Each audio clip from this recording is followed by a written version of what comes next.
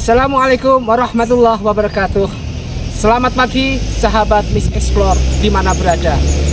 Sebelum kita menayangkan yaitu explore tentang Candi Mirigambar, jangan lupa tekan di bawah ini, bantu kita untuk subscribe di bawah ini.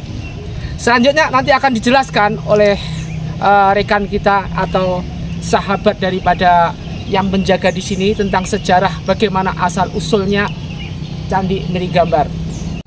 Ini sudah ada di sini juga Candi Mirigambar di sini, sebut lihat ini, lihat. Nah, di sini dengan rahmat Tuhan Candi Mirigambar Tulungagung 2 Juli 2023 diresmikan Direktur Jenderal Kebudayaan Hilma Freud dan Bupati Tulungagung waktu itu Dr. Mariono Birowo. Jadi bupatinya masih bupati sekarang yang ada pada sekarang masih menjabat di sini.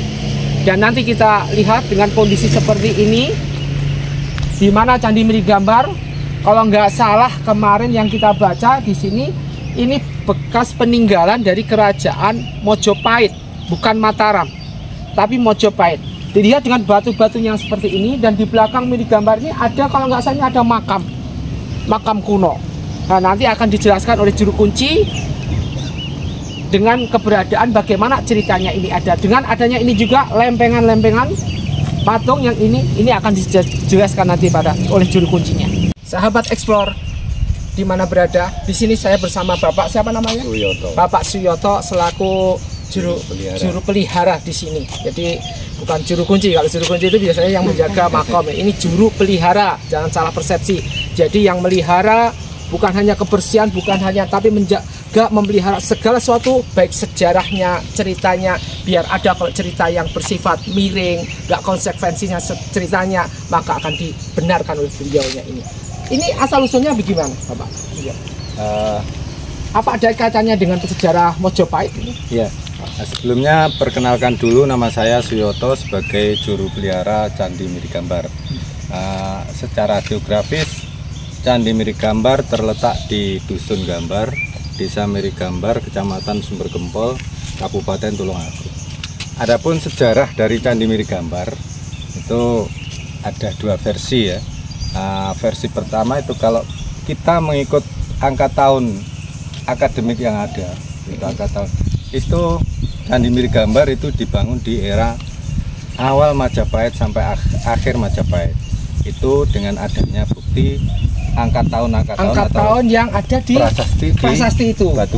Batu ambang itu. Itu batu ambang itu ada prasasti itu. Iya, itu menunjukkan angka tahun. Iya, itu ada angka tahun. Di sini ditemukan ada 5 angka tahun, Pak ya. Itu yang paling tua ada 1295 Saka, terus 1304 Saka, 1310 Saka, 1322 Saka, dan yang paling muda itu 1328 Saka. Tetapi perlu diingat, yang ditemukan di dalam area atau in situ area situs Candi Mirigambar itu ada 2, yaitu 1310 Saka dan 1328 Saka. Jadi dari angka tahun tersebut bisa kita pastikan bahwa Candi Mirigambar itu dibangun di era Majapahit. Tetapi juga ada pendapat arkeolog bahwa Candi Mirigambar itu jauh dibangun sebelum era Majapahit, karena kemarin pada tahun 2021 kemarin diadakan pemugaran oleh Dinas dari Kebudayaan, yaitu candi ini direnovasi, dibongkar total. Ternyata di dalamnya itu juga ditemukan struktur bangunan yang lebih kecil dari bangunan yang ada sekarang ini. Jadi ini merupakan suatu sudah berapa kali pugaran? Kalau mengikut angka tahun yang ada, kemungkinan ada lebih dari 2 kali ya. 2 kali sebelumnya. Sebelumnya. Iya. Itu. Jadi dari penemuan struktur itu kemungkinan kerajaan Majapahit itu tinggal memperbesar atau memperbarui. Oh, dari keterangan arkeolog diawali memang dari kerajaan Kediri, dilanjutkan Singosari, dan terakhir Majapahit. Jadi ini diawal dari kerajaan Kediri yang terkenal dengan Rajanya Jayabaya, kemudian lanjut dengan kerajaan Singosari dengan Kenarok waktu itu yang terkenal, kemudian Mojopahit sang Hayam Wuruknya. Ya. Terus dilanjut monggo. Candi Mirigambar ini juga dilengkapi dengan filosofi atau relief-relief yang ada di dinding dan di tubuh. Nah, Tubuh ya. kalau yang di dinding itu mengisahkan Di dinding yang ini. ini Nah, ya. coba di dinding. Ya. Ini namanya dinding kaki ya Pak. Dinding kaki. Karena candi itu ada 3 bagian, kaki. Ini namanya dinding kaki. Iya, ini kaki semua. Ya. Ah. Nah, terus yang atas itu yang dinamakan tubuh atau candi itu sebenarnya yang ada di atas. Yang ada di atas ini. Ya, itu. Jadi di dinding kaki ini menggambarkan cerita Panji. Nah, Iya, jadi iya. di sini versinya Panji Wasengsari. Nah, itu. Wasengsari. Iya. Sebetulnya cerita Panji itu kan sama, semuanya itu dari kerajaan Kahuripan, putra mahkota Kahuripan yang ditunangkan dengan putri kerajaan Daha, yaitu Putri Galuh Condrogirono. Yang dari Kahuripan itu namanya Pangeran Wironamtani. Nah, di sini dikisahkan atau diceritakan bahwa setelah Pangeran Wironamtani dan Putri Galuh Condrogirono itu ditunangkan, ternyata ada seorang raja lain yang juga menginginkan Putri Galuh Condrogirono. Jadi di sini itu kisahnya Sang Panji mempertahankan tunangnya dari ingin direbut oleh Raja Magadha. Itu keterangannya kayak gitu atau kisahnya gitu. Ini diawali dari panel pertama ini menggambarkan sosok emban yang berwajah seperti raksasa ya. Terus ini Batur atau ini putrinya dan ini Panji. Ciri tokoh Panji itu yang memakai tekes. Dan satu-satunya relief yang menceritakan Panji di Tulungagung cuman terdapat di Candi Mirigambar. Jadi di sini dikisahkan ini Panji kemungkinan mau berpamitan berperang melawan Raja Besai. Tapi di sini perangnya itu tidak digambarkan Pak, tapi hasilnya itu digambarkan pada relief yang kedua, yaitu dalam peperangan pertama. Ya. Dalam perang pertama Panji berhasil dikalahkan dan ditangkap oleh utusan Raja Magadha ya. Tetapi tidak berhasil dibunuh. Nah itu karena sudah buntu pemikiran itu tidak bisa membunuh Panji atau Pangeran Wironamtani tadi, maka utusan dari Raja Magadha tersebut mengikat tubuh pangeran dengan tali dibuang ke sungai. Nah ini dengan tujuan mati dibawa oleh arus sungai. Tetapi arus sungai tersebut mengarah ke kerajaan Daha atau Putri Galuh Condrogirono. Dan pada waktu sang putri mau mengadakan pemujaan, yang tempat pemujaan tersebut letaknya tidak jauh dari arus sungai atau jalur sungai tersebut. Maka sang putri dan rombongan melihat ada jasad yang tersangkut di tepi sungai. Nah, itu. Setelah itu sang putri menyuruh emban dan pengawalnya untuk memastikan apa yang tersangkut di tepi sungai tersebut. Setelah dipastikan ternyata jasad manusia yang belum mati. Nah, setelah dilihat, ya itu ternyata jasad Pangeran Wironamtani tadi. Sehingga ditolong, diangkat dan dirawat di Taman Keputren atau di tempat tinggal sang Putri Galuh Condrogirono dengan berganti nama atau menyembunyikan identitas menjadi nama Panji Wasengsari itu. Nah, disitulah awal dari penyamaran sang Panji di tempat tinggal sang Putri Galuh Condrogirono. Jadi nama yang Panji sendiri merupakan siapa tadi namanya? Pangeran Wironamtani. Ya, dari Kahuripan. Kerajaan Kahuripan. Ya. Terus kemudian dilanjut. Terus kalau yang di panel yang ketiga ini sudah tidak dapat kebaca, tapi dalam cerita itu dikisahkan di tempat inilah Panji mendapat penjagaan ketat. Nah ini terlihat kayak ini sang penjaga, ini kayak tangan raksasa. Nah ini. Nah, panel keempat ya, ini karena Panji berada di tempat Putri Galuh Condrokirono, ternyata utusan Raja Magadha tadi menyerang ke Kerajaan Daha. Dalam keadaan yang belum pulih, itu Panji berusaha untuk melihatkan tanggung jawab seorang satria, yaitu ikut berperang mempertahankan Kerajaan Daha. Di sini digambarkan, diperkirakan ini sosok Panjinya, dan ini juga sosok Putri Galuh. Ini kelihatan tangannya itu tersambung dengan kayak kain selendang ya. Ini diperkirakan ini perpisahan yang kedua antara Panji dan Putri Galuh Condrokirono. Terus dilanjutkan, kami digambarkan ya perjalanan sang putri mengikuti peperangannya sang Panji. Ini digambarkan sang putri dengan emban dan pengawal. Begitu juga dengan panel yang ke-6. Nah, ini lebih kurang sama dalam perjalanan. Terus yang ke-7 ini memang tidak ada dokumentasi dari pemerintah Belanda ya, karena waktu ditemukan dulu candi ini sudah runtuh, maksudnya yang belakang ini faktor alam sudah hancur. Jadi untuk panel yang ke-7 itu memang tidak ada reliefnya. Jadi ini bukan batu lama, ini batu baru. Ini batu baru. Yang lama ini masih lama ya? Kalau yang lama ini Pak, ini lama asli. Iya asli. Nah, kayak yang ini sebatas ini asli. Ini asli ya.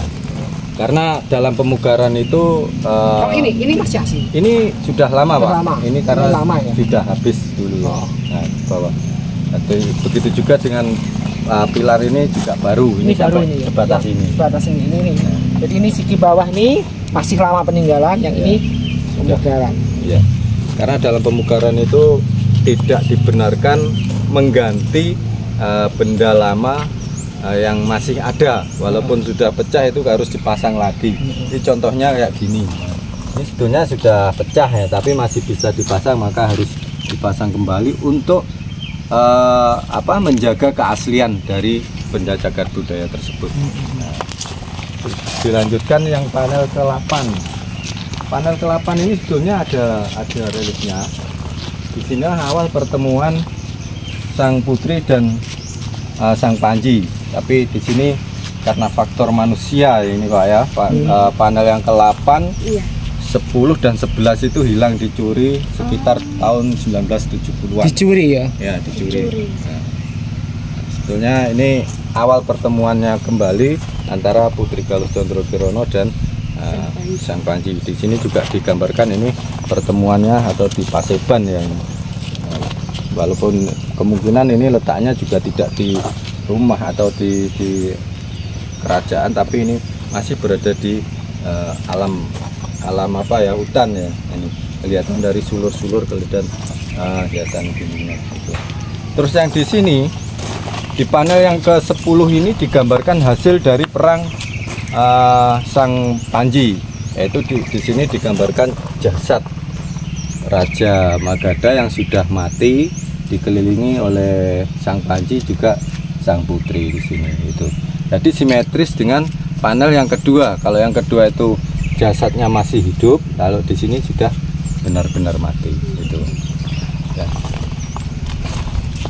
Ini masih asli. Iya, ini masih asli.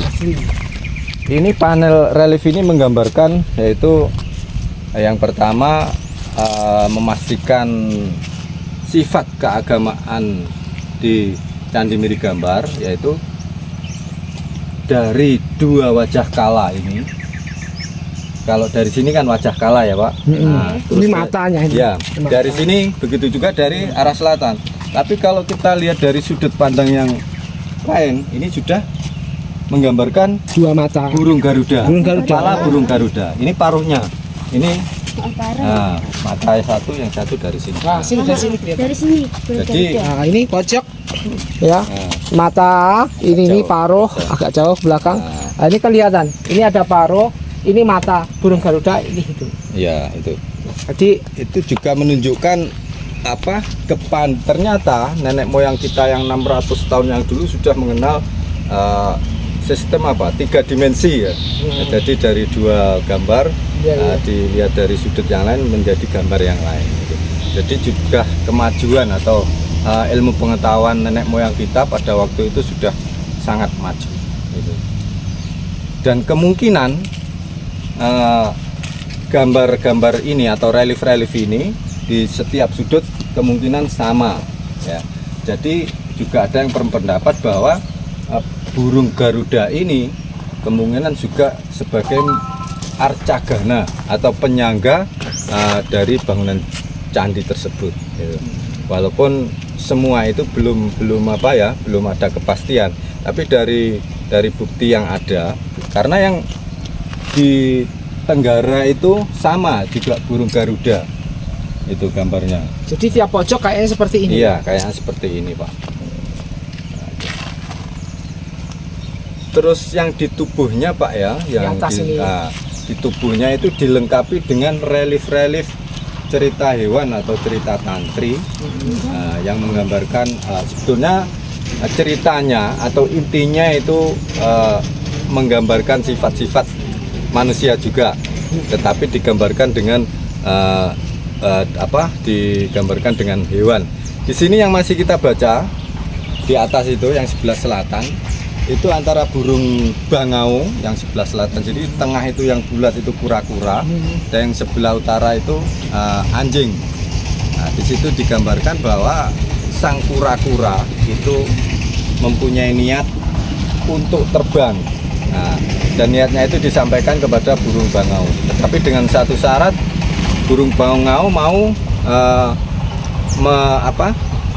mengiyakan niat dari kura-kura, tapi harus berjanji untuk tidak membuka mulut apapun yang dilihat dan apapun yang didengar. Nah, tetapi setelah dibawa terbang oleh burung bangau, kura-kura itu, di bawah ada 2 ekor anjing yang mengatai pada kura-kura itu, berkata pada temennya, itu apa yang dibawa terbang oleh burung bangau itu kok bulat-bulat? Wah, mungkin itu tai kebo. Nah, itu. Jadi mendengar perkataan seperti itu, yang kura-kura itu dikatai seperti tai kebo, maka kura-kura itu tersinggung dan marah. Akhirnya membuka mulut dan akibatnya jatuh. Nah, jadi santapan anjing. Maka dari tidak memegang janji atau menepati janjinya tadi juga berakibat buruk kepada diri sang kura-kura. Itu intinya kan kita manusia ataupun siapapun untuk menepati janji apa yang sudah dikatakan kan itu. Adapun di Candi Mirigambar ini sifatnya adalah keagamannya agama Hindu, Pak ya. Hindu jadi, ya. Jadi burung Garuda tadi, karena burung Garuda merupakan wahana Dewa Wisnu, dan Dewa Wisnu itu merupakan salah satu dewa yang dianut oleh agama Hindu. Dan fungsi dari Candi Mirigambar itu adalah untuk pemujaan. Itu ya, orang Hindu ya. Ya, pemujaan untuk orang Hindu ini dibuktikan dengan adanya relief ini yang melengkung ini. Ini merupakan kalau bahasa arkeolognya ornamen awan ini yang sangat disucikan oleh penganut agama Hindu.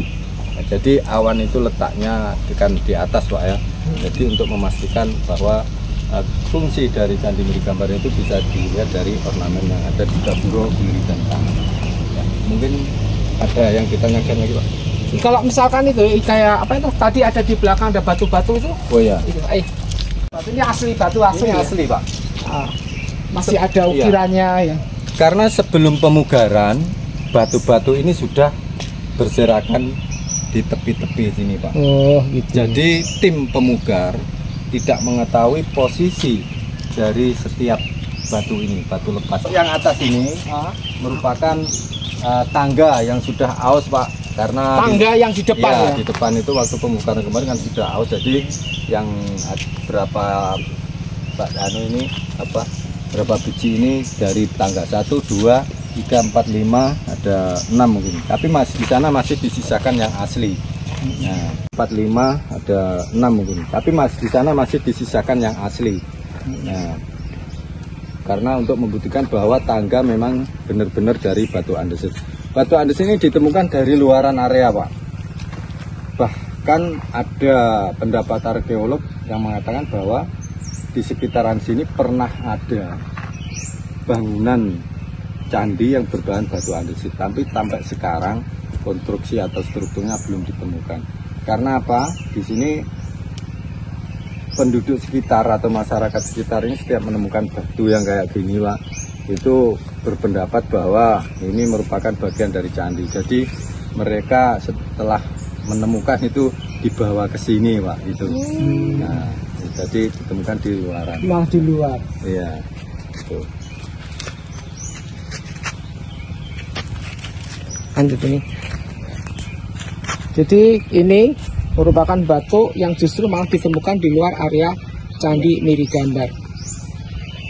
Kalau itu makam?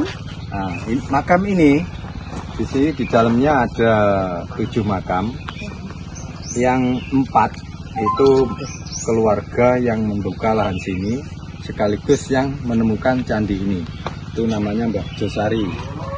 Mbah Josari pembuka lahan sini atau dusun sini pada tahun 1830. Nah, terus candi ini ditemukan 1870. Nah, jadi beliaunya dimakamkan di dalam sini.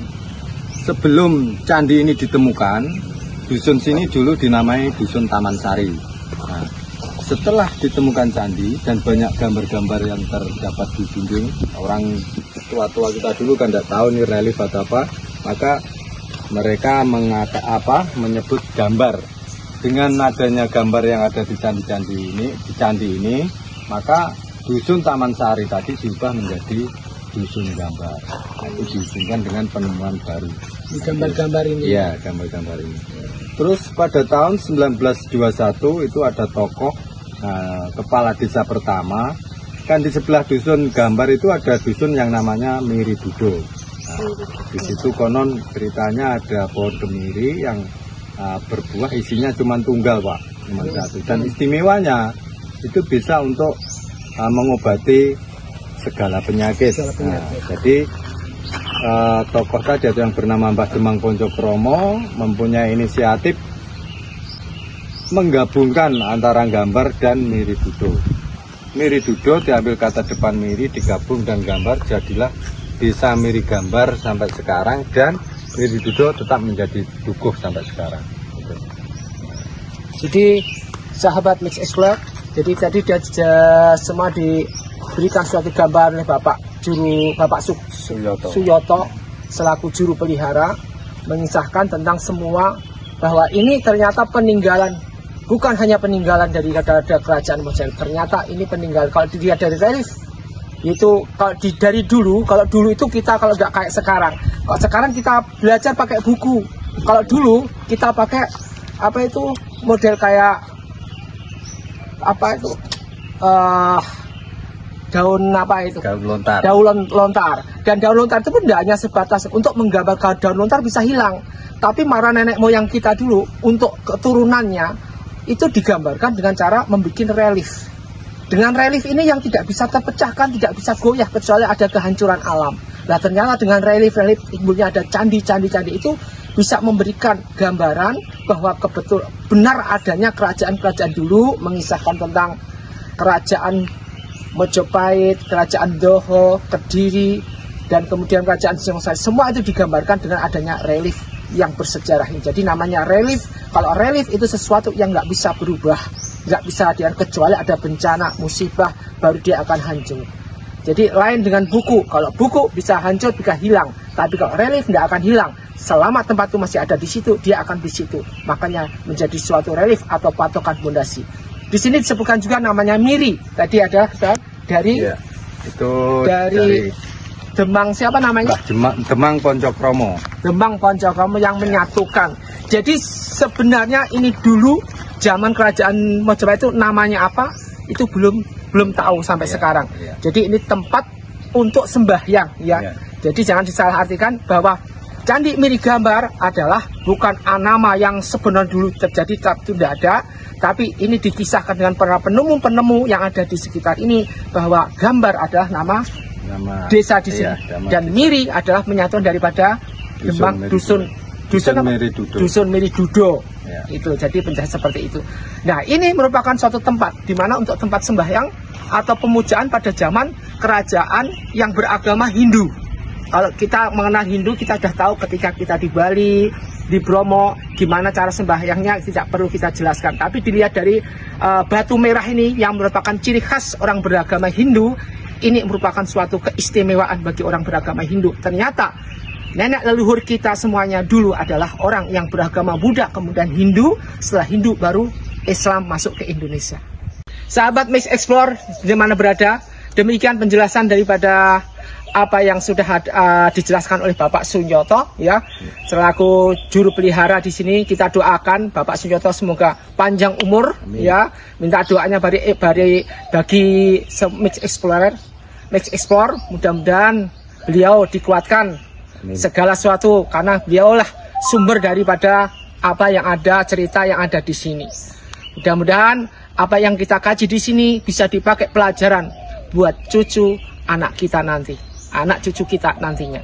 Dan mudah-mudahan apa yang kita kaji di sini bermanfaat buat pelajaran, buat mengeksplor segala sesuatu yang bermanfaat buat sejarah ke depannya. Demikian sahabat Mix Explore, semoga bermanfaat buat kita semua. Assalamualaikum warahmatullahi wabarakatuh.